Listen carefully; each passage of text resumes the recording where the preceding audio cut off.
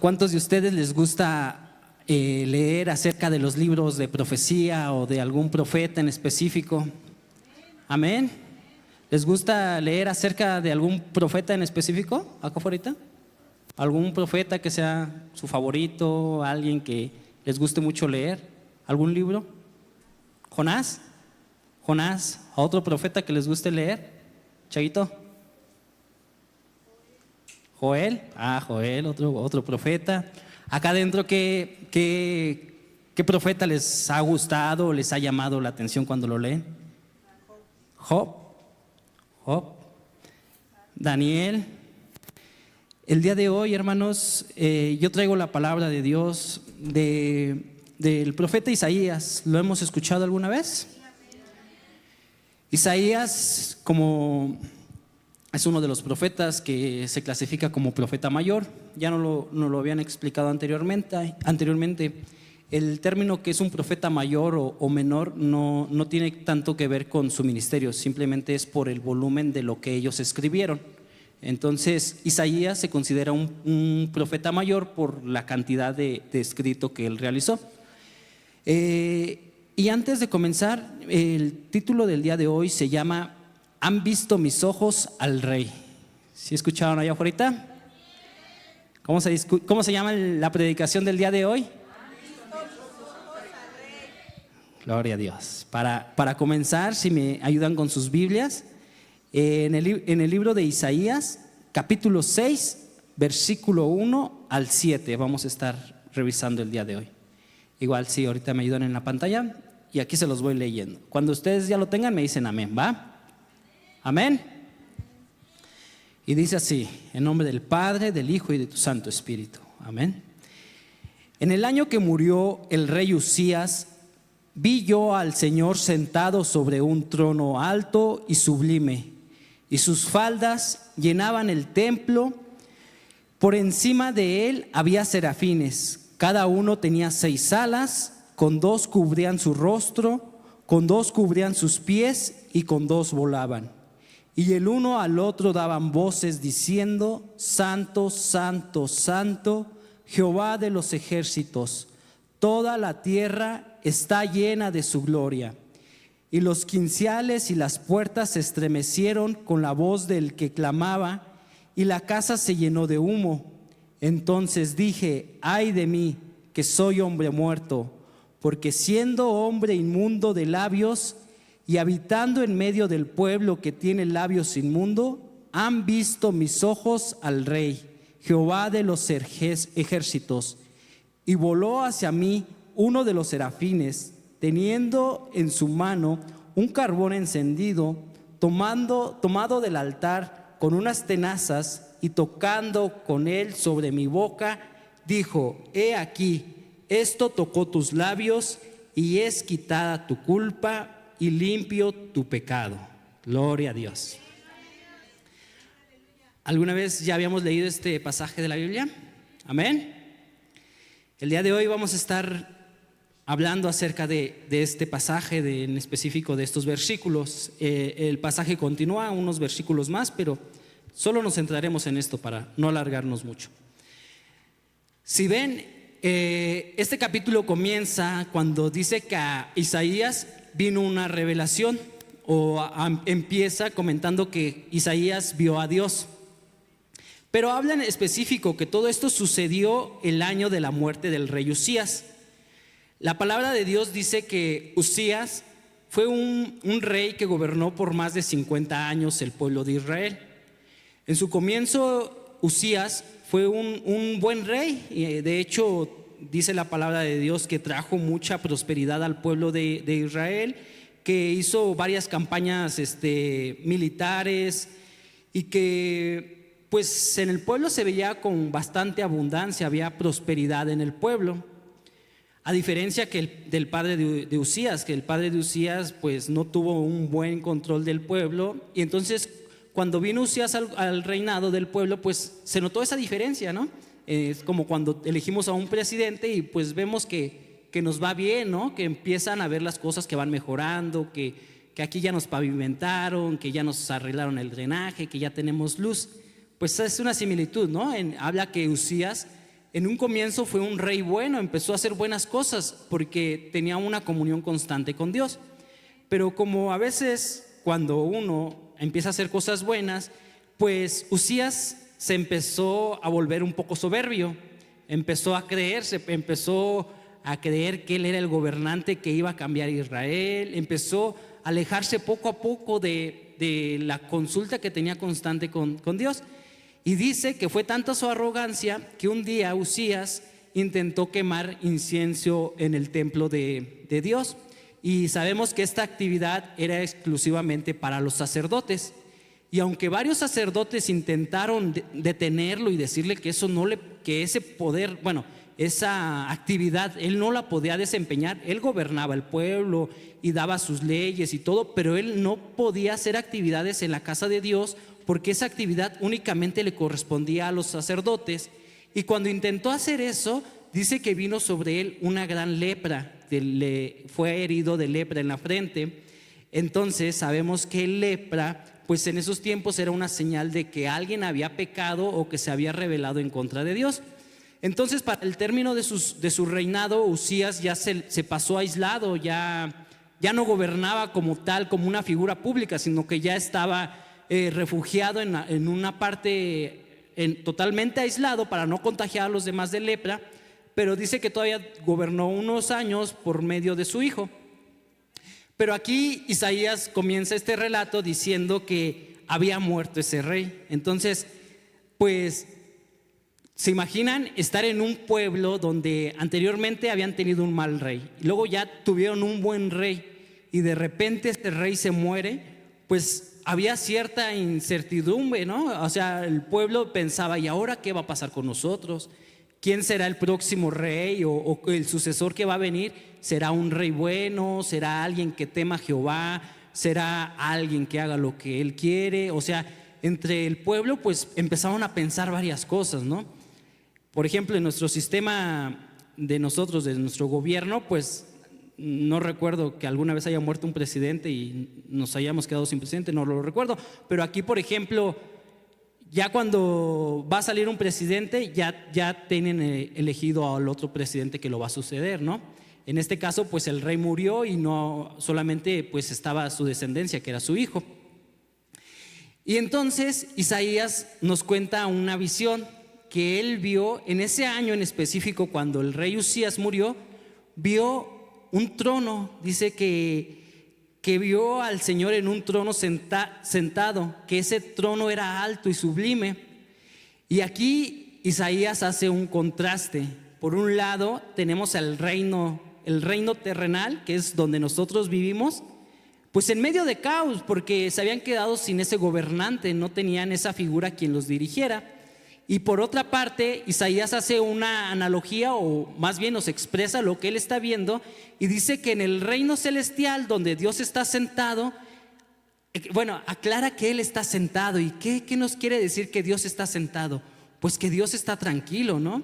Que Dios está en paz, porque dice la palabra de Dios que no hay nada nuevo debajo del sol. O sea, no hay nada que pueda sorprender a Dios. Dios no es movido por nuestra crisis que estamos pasando, porque Dios es soberano. A lo mejor para nosotros esto es un caos, pero para Dios no. Para Dios su control, su soberanía sigue estando en las manos de Dios. Entonces aquí Isaías nos hace un contraste. De un lado tenemos al reino terrenal que se quedó sin rey, y por el otro Dios sentado en un trono. Y dice que Dios se muestra en ese escenario como alguien que no está corriendo de un lado a otro ni preocupado porque ¿quién va a suceder al rey Uzías que ha muerto? También dice que pues Dios sentado pues nos transmite esa paz y esa tranquilidad de que en su mano está el control absoluto de todas las cosas. Y dice que el Dios es soberano sobre su creación. Cuando Dios es soberano sobre su creación, Dios no se va a mover por nuestras dificultades, como en este momento el rey había muerto. Entonces no es como que Dios diga, ay, ya se me murió mi rey que había puesto, sino que es todo parte de un plan que Dios ya había trazado para el pueblo de Israel. Y dice la palabra de Dios que ese trono es alto y sublime. ¿Se imaginan? ¿Han visto películas donde hay algún rey, algún monarca, algún emperador? Han visto sus tronos, ¿no? Cómo son así como de oro, grandes, con muchos arreglos, ¿no? Pues aquí dice Isaías que ese trono de Dios es alto y sublime. Y cuando dice que es alto y sublime, pues para mi entender, pareciera que es un trono que está muy lejano, ¿no? Que yo no puedo acceder a él. Que ese es tan grande el trono que pareciera que hay una distancia entre nosotros y ese trono. Pero dice también la palabra de Dios que sus faldas llenan todo el templo, o sea, sus vestimentas reales, ¿no? Sus como capas. ¿Han visto las películas? Por eso les pregunto si han visto las películas de los reyes, cómo se visten así como una capa así larga.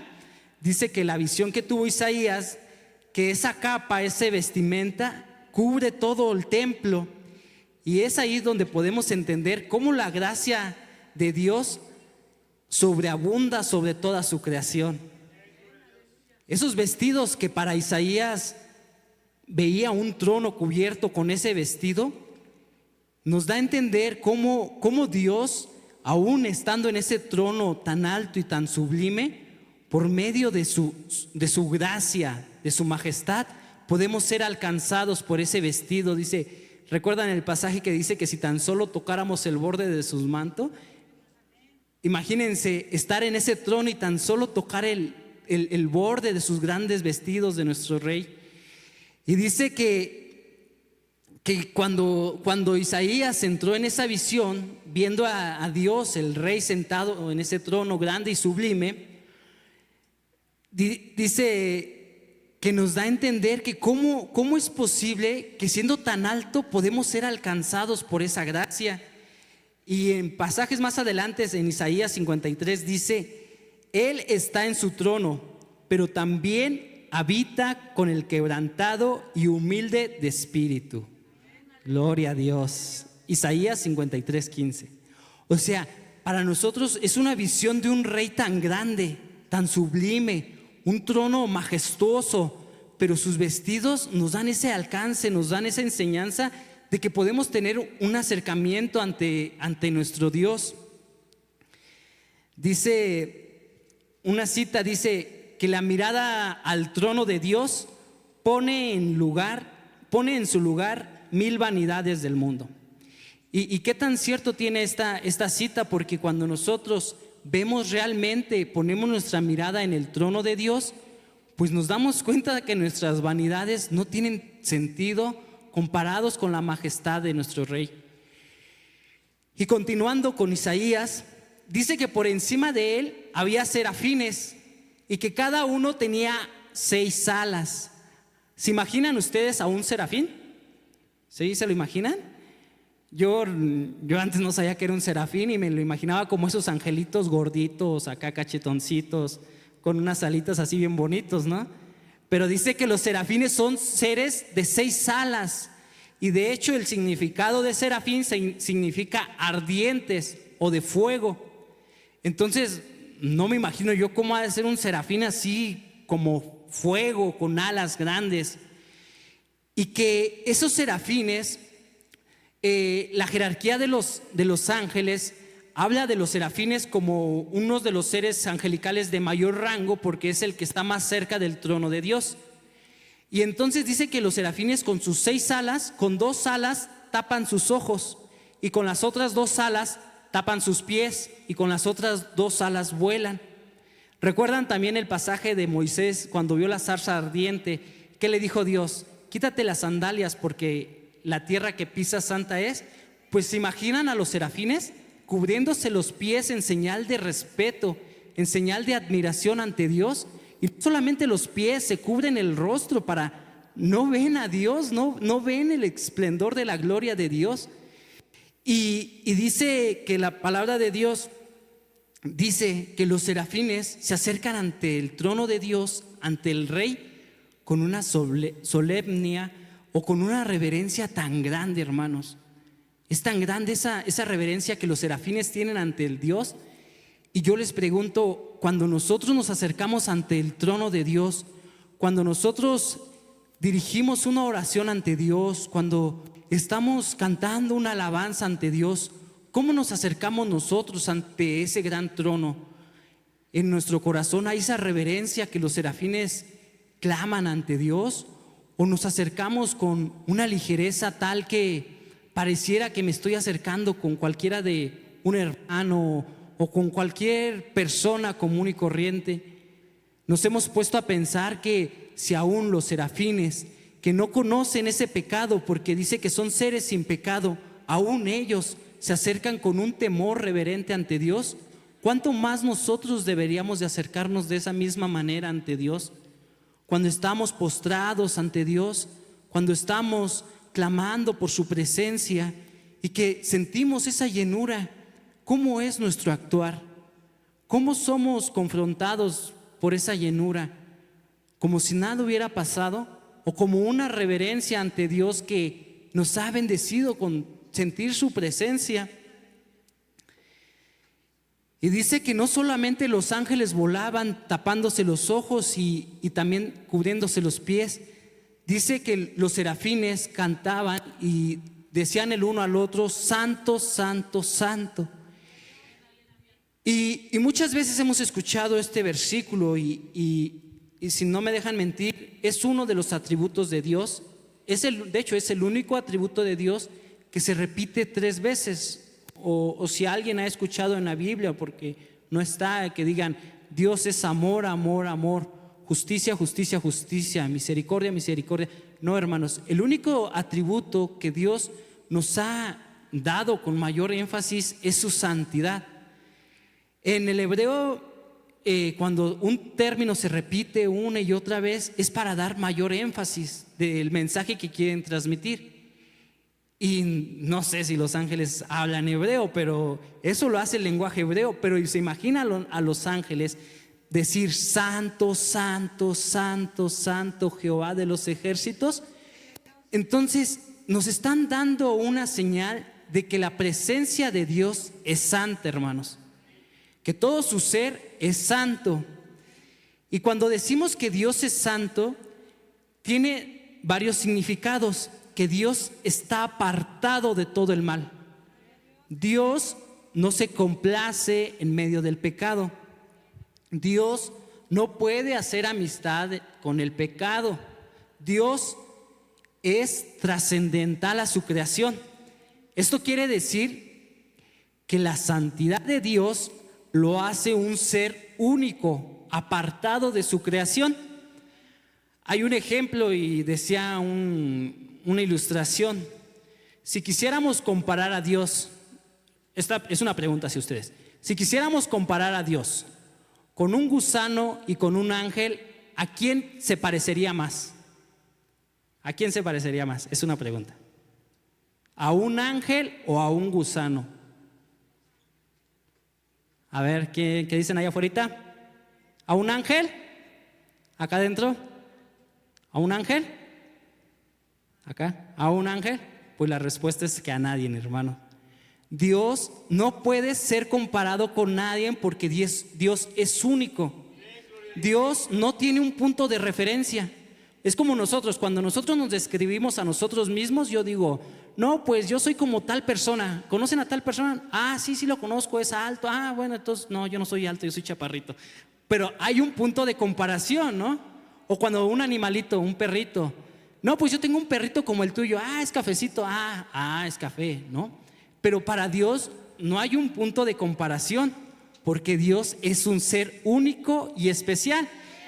Y esto lo hace parte de su santidad. Cuando decimos que Dios es santo, es apartado trascendentalmente de todo lo que Él ha creado. Hay una gran diferencia entre lo creado y el creador. Simplemente nosotros estamos en la categoría de la creación y Dios es el creador. No hay nada que se pueda comparar a nuestro Dios. Esa es una gran definición de la santidad, tanto lo que les decía, apartado del mal, y que Dios es único. No hay nadie como Él. ¿Hasta ahí estamos claros? Amén, gloria a Dios.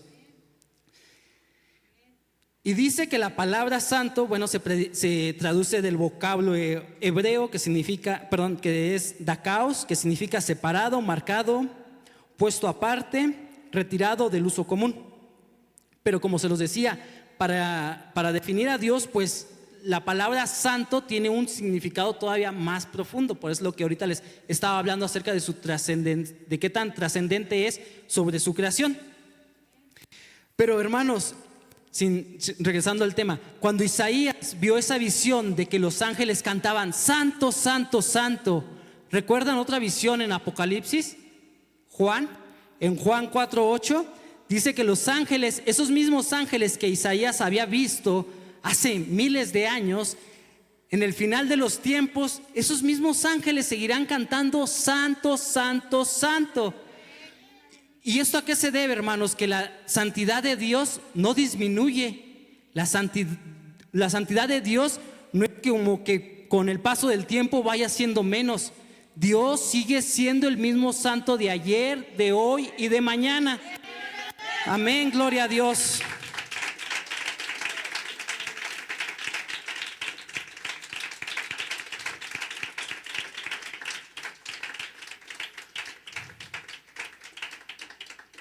Gloria a Dios, hermanos. Entonces podemos comprender cómo la santidad de Dios es revelada desde tiempo pasado y el tiempo futuro, y la santidad de Dios sigue siendo presente. Sigue estando intacta, pura, siendo santo, santo, santo Jehová de los ejércitos. Y dice que no solamente decían santo, yo me asombro y digo, no solamente decían santo, santo, santo, dice, toda la tierra está llena de su gloria. Dice la palabra de Dios que todo lo que Él ha creado es para su gloria. El Salmos 19:1 dice, Dios se manifiesta por todo lo que Él ha creado. Dios es tan santo que podemos ver su actuar en nuestras vidas. Cuando recibimos el amor de Dios, es un amor santo. Cuando recibimos la justicia de Dios, es una justicia santa. Cuando recibimos su misericordia de Dios, es una misericordia santa. Su santidad está impregnada en su ser porque Él es santo. Todo lo que Él hace Él es santo. Su amor, su ira se representa como la ira santa de Dios. Su misma presencia de Dios es la presencia santa de Dios.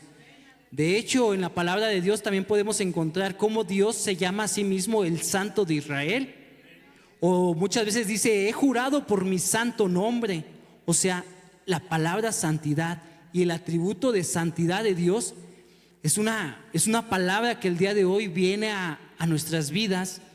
Y no tanto la santidad que Dios merece, pero cómo nosotros reaccionamos ante esa santidad.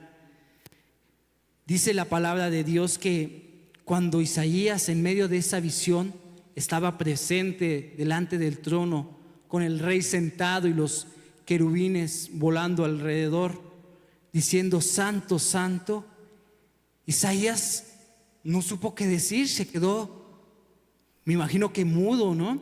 Nada más dijo, ay de mí que soy hombre muerto. ¿Se imaginan, hermanos, estar delante de la presencia de Dios? Estar en ese día y ser impregnados por la santidad de Dios, por mirar su trono. ¿Qué seríamos? ¿Qué ese día qué diríamos? Me imagino que seríamos como Isaías, que dijo, ay de mí que soy hombre muerto. Y es por eso, hermanos, que el día de hoy yo le ruego al Señor, y mi oración y esta prédica es para que todo aquel hermano que todavía no ha tenido ese encuentro con Dios como lo tuvo Isaías en esa visión de ver el trono y ver la realidad de la santidad de Dios y el pecado del hombre, yo le ruego a Dios para que ese encuentro llegue a cada vida de los que estamos el día de hoy, para que seamos realmente confrontados con su santidad. Y no solamente confrontados, sino que seamos transformados para su gloria. Porque Dios no solamente nos demuestra qué tan miserables somos apartados de Él, porque esa es la realidad, hermanos. Apartados de Dios, somos miserables, no tenemos nada que ofrecer. Isaías, en esa visión, no le quedó decir otra cosa que soy hombre muerto. Gloria a Dios, hermanos. Y a lo mejor tal vez piensen o tal vez me digan, no, pero eso sucedió en el Antiguo Testamento, cuando Jehová podían escuchar su voz o cuando la voz se oía así, literalmente la voz de Dios. Pero podemos encontrar pasajes en la Biblia del Nuevo Testamento. Si bien recuerdan el capítulo, cuando Jesús estaba caminando por la orilla del mar y que Pedro había intentado pescar varias veces y que no había pescado nada en toda la noche. ¿Recuerdan ese pasaje de la Biblia? Y llegó Jesús y le dijo, Pedro, arroja tu red al lado derecho. Y que Pedro dijo, pues llevo toda la noche pescando, pero haré caso, ¿no? La voy a arrojar. La arrojó. Y dicen que después esa red, se llenó de tantos peces que ya casi se rompía. Y en ese momento, ¿qué dijo Pedro? Aléjate de mí, que soy un pecador. ¿Se acuerdan del carácter de Pedro? ¿Cómo era Pedro? Un ser impulsivo, ¿no? Yo creo que si Pedro hubiera actuado como realmente él es, pues a lo mejor en su ser tan impulsivo le hubiera dicho, ¿qué te parece, Jesús, si hacemos un trueque? Tú vienes cada 8 días y me dices de qué lado aventar la red y yo los pesco y nos vamos mitad y mitad, ¿no? ¿Se imaginan a Pedro cómo reaccionaba? ¿Cuál fue la reacción en ese pasaje de la Biblia? Me imagino que por su mente ha de haber pasado, ¿quién es él que aún los seres, la creación, le obedece? Entonces es en ese momento cuando Pedro ve la realidad de la divinidad de Jesús y se asombra tanto que dice que la palabra de Dios, que cayó postrado y dijo, aléjate de mí, que soy un hombre pecador. Es otro ejemplo de cómo cuando la santidad, la deidad de Dios nos confronta frente a frente, nos demuestra la realidad de quiénes somos nosotros sin Él. Y tú me dirás, bueno, está bien, eso pasó con Jesús, pero a ver, algo en el Espíritu Santo. Otro pasaje de la Biblia en Hechos, cuando, ¿se acuerdan de? Aquí lo tengo para que lo busquen, por favor. Hechos del 5, bueno, se lo voy a parafrasear, es del 5, del 1 al 25, ya lo leen ahí con calma en su casa. Es de Ananías y Zafira. ¿Se acuerdan cuando vendieron ese terreno, esa heredad? Y que intentaron ocultarle al apóstol que estaba recaudando pues la ofrenda. Le intentaron decir que lo habían vendido en otro precio, pero el apóstol Pablo les dijo, ¿por qué le mienten al Espíritu Santo? ¿Y qué pasó con ellos? Cayeron muertos. Y dice que esto fue de señal para todos los que estaban congregados en ese día, se dieran cuenta que con el Espíritu Santo no puede ser burlado. No hay quien pueda ocultarle algo al Espíritu Santo porque Él lo conoce todo. Entonces aquí tenemos dos escenarios.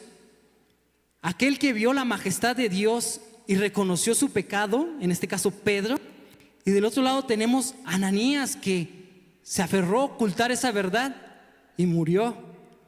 Yo les pregunto, hermanos, ¿quién quieren ser en esta tarde? ¿Aquel que reconoce el estado real de sus vidas o aquel que quiere seguir ocultando su pecado, seguir ocultando lo que piensa, lo que tiene en su corazón, creyendo que al no decirlo Dios no lo sabrá?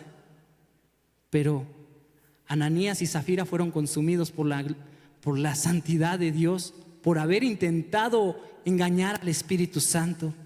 Entonces aquí tenemos ese claro ejemplo de cómo cuando uno está delante de la presencia de Dios o ve su muerte espiritual como lo vio Pedro, reconociendo el ser pecador que él era, o la muerte física como Ananías. Y dice Isaías que no solamente sus labios eran impuros, dice que él era un hombre muerto porque sus labios eran impuros. Y en versículos anteriores podemos ver a Isaías como ese gran siervo de Dios que ya había hablado. De hecho, este capítulo es el capítulo 6. Tenemos 5 capítulos antes donde Isaías ya había sido mandado por Dios a hablar a su pueblo. Y había usado Dios sus labios de Isaías para predicar esa palabra. Ahí tenemos los ayes de Isaías en el capítulo 5. Pero hoy Isaías es confrontado y aquello que Isaías consideraba como lo más puro, lo que él tenía de mayor provecho para la obra de Dios, se da cuenta que siendo Isaías, eso que él consideraba lo más puro no es nada. Dice: ay de mí que soy hombre de labios impuros. Y esto nos sucede mucho a nosotros, hermanos, cuando ejercemos algún ministerio. Cuando yo, siendo predicador, me engrandezco por la forma en la que hablo. ¿Qué dijo Isaías? Ay de mí que soy hombre de labios impuros. O ay de aquel hermano que quiere hacer un ministerio y darle como si la mayor importancia de todo lo que él hace es ese ministerio, desviando la atención de la gloria de Dios. O no solamente los que ejercen un ministerio, sino todos los que alguna vez vinimos y nos sentamos a tomar un asiento y escuchar la palabra de Dios, que solo venimos con el simple hecho de cumplir, de no quedar mal con los pastores, de pues poner mi palomita en la asistencia. Escuchar la palabra de Dios tiene que ser algo tan importante como aquel que predica, hermanos, porque lo que hoy es sembrado en sus corazones, el día de mañana tiene que dar fruto. Podemos estar sentados y nuestra mente estar en otro lado, y nuestro servicio decir: ay de mí que mi corazón es impuro, ay de mí que mi entendimiento es impuro, porque soy un hombre muerto, porque aún estando en la casa de Dios he estado pensando en otras cosas, he estado pensando en mis preocupaciones que tengo en la casa, en mi trabajo. Isaías es confrontado no solamente con lo que él consideraba lo más puro, lo que él ofrecía. Dice una cita de un texto que saqué: cuando Dios toca al hombre con su dedo, lo hiere en el lugar que más el hombre confía. Aquel que pone su confianza en su corazón, su confianza en sus fuerzas, aquel que confía en su dinero, aquel que confía en algo totalmente diferente de Dios, cuando Dios lo toca, aún con su dedo, Dios lo hiere donde el hombre más confía, para que reconozca la absoluta dependencia que debemos de tener de nuestro Dios. Porque ¿qué seríamos nosotros, hermanos, si nuestra confianza se basara solo en el hombre, solo en los bienes materiales, solo en la comodidad, solo nos confiáramos cuando hay salud? Estaríamos persiguiendo cosas terrenales en esta vida, sin una visión más amplia.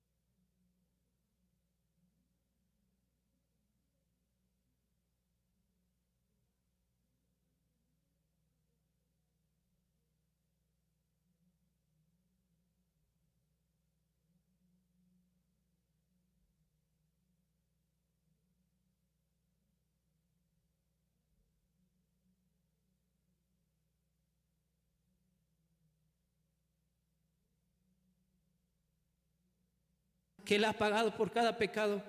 Y aún así, se aferran a seguir pecando, hermanos. Se aferran, hermanos, a querer seguir llevando esa vida que hasta el día de hoy algunos siguen llevando. Cristo ha pagado por nuestros pecados. Pero ¿hasta cuándo, hermanos?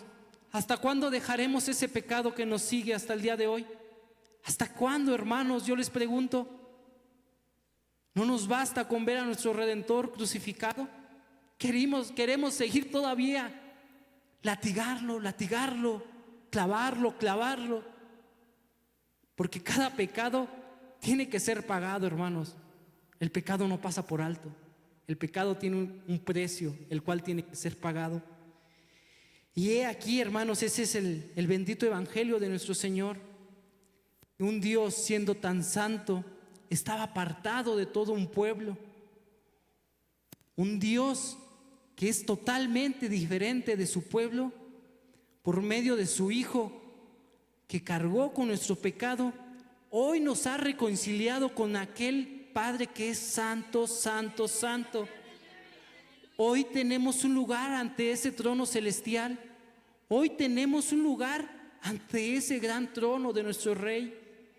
Hoy podemos ver a nuestro Dios y clamar y decirle: Abba, Padre, por medio de lo que Jesús ha hecho en nuestras vidas. Por medio de ese sacrificio que Jesús ha hecho, hermanos. Yo los invito, hermanos, a que cada día veamos, añoremos, hermanos, ver a Cristo en todo lo que hacemos. Cada vez que queremos cometer algo que sabemos que no le agrada a Dios, Jesús, el Padre, el Espíritu Santo es omnisciente, es omnipresente. Dios está al lado de nosotros. Cuando tú, hermano, quieras hacer algo que no le agrada a Dios, recuerda que Dios está al lado de ti, viéndote, hermano. Dios no puede ser burlado, ni hay nada que podamos engañarle, no hay nada que podamos ocultarle. La santidad de Dios demanda justicia, hermanos. ¿Hasta cuándo más seguiremos con el pecado? La invitación del día de hoy es a vivir una vida santa, hermanos, alejados de ese pecado, alejados de la maldad, hermanos. Tener un temor reverente a nuestro Dios, alabarle por quien Él es, bendecir su santo y bendito nombre, hermanos, clamar a Él, hermanos, en adoración genuina, con un corazón humillado, con un corazón agradecido por lo que Dios ha hecho en nuestras vidas. Una vida de santidad donde la obediencia sea parte de nuestro diario vivir. Dice la palabra de Dios en Primera de Pedro 1:14 al 16: como hijos obedientes, no nos conforméis a los deseos que antes tenáis estando en vuestra ignorancia. O sea, ahora que ya somos obedientes, ahora que ya somos transformados por el Espíritu de Dios, ya no vivamos con esos deseos que teníamos antes cuando éramos ignorantes, antes cuando no conocíamos de la palabra de Dios. No vivamos con esos deseos, dice la palabra de Dios, sino que como aquel que os llamó es santo. Ahora sigamos los pies de Jesús, sigamos los pies de aquel que nos llamó, porque Él es santo.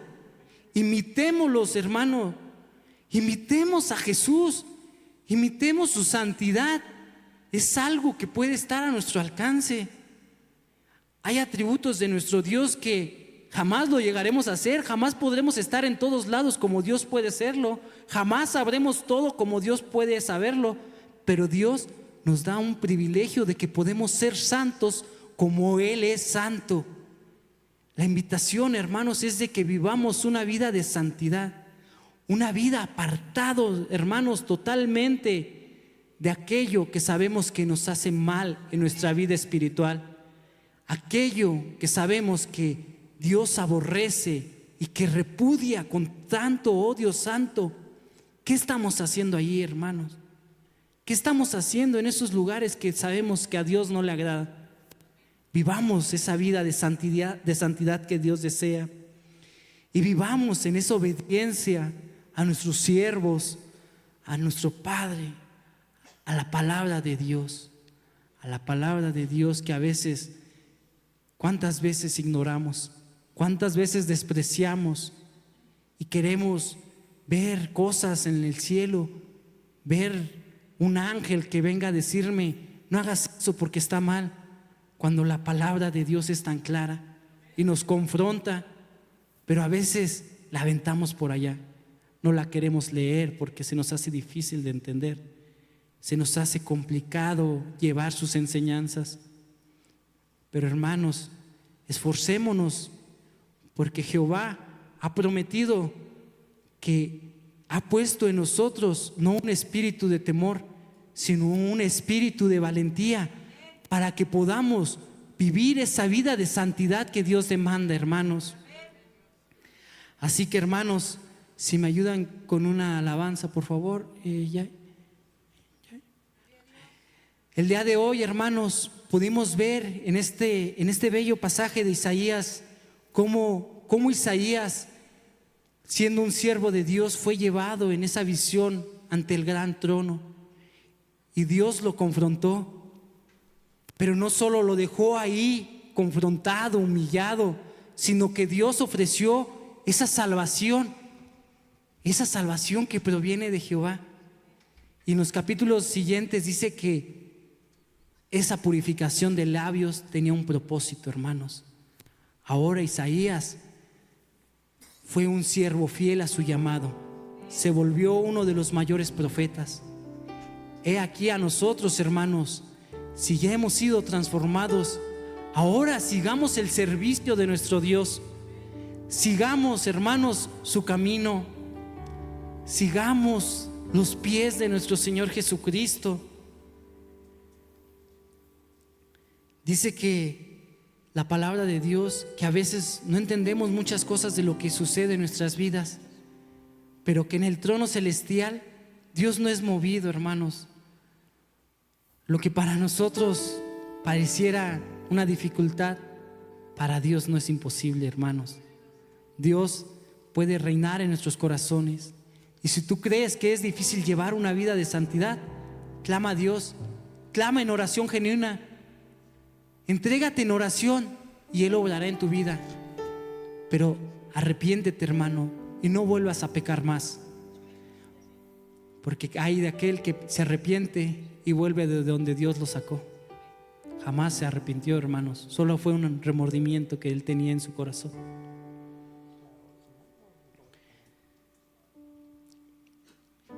Y así como dijo Isaías, para que después Dios nos diga, ¿a quién enviaré? ¿Quién irá por nosotros?